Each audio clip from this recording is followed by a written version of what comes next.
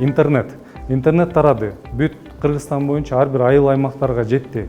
Мен Бишкекте отурамбы, Нью-Йоркто отурамбы, же Караколдо отурамбы, бирдей эле ноутбукту ачып алып, ошол эле интернетке кирип, ошол эле жумушту жасайм да.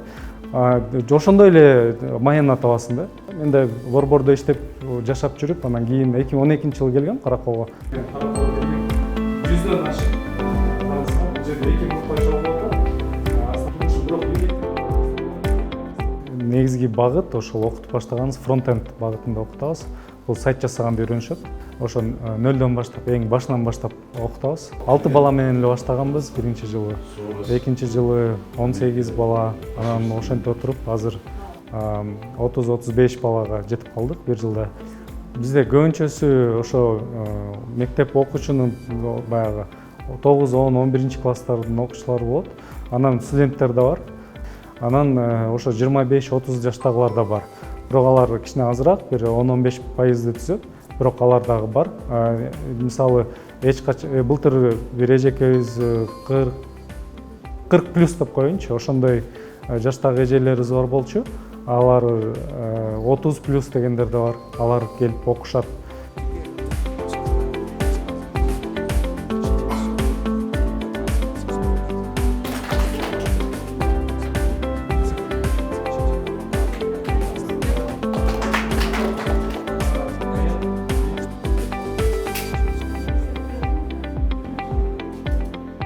Көбүнчө IT компаниялар Бишкекте жайгашкандыктан, ошо Бишкекте IT компанияларга стажировкага жибергенге аракет кылабыз да.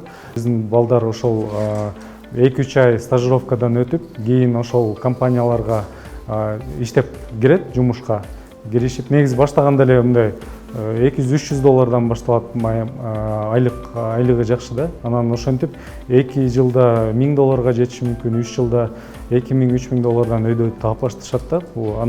Анын жакшы жагы бүткөндөн кийин ошол тажрыйба алыш керек да. Тажрыйба алып, жанагындай старший разработчик деп коет. 2-3 жылда старший разработчикка 3-4 жылда жетип калышат. Чет өлкөдөгү IT компаниялардан, жана Google, Facebook сыяктуу компанияларда тажрыйбасын алып келсе болот. Алардан иштеп келгенден кийин же ошондой чоң компанияларда иштеп калат, же болбосо өзүнүн стартап ачып, өзүнүн шаарына кайтып келип, IT компанияларды ачып, ошо же болбосо ошондой чоң компанияларга удаленно алыстан иштесе болот да. Караколдо отуруп алып эле ошондой иштегендер бар.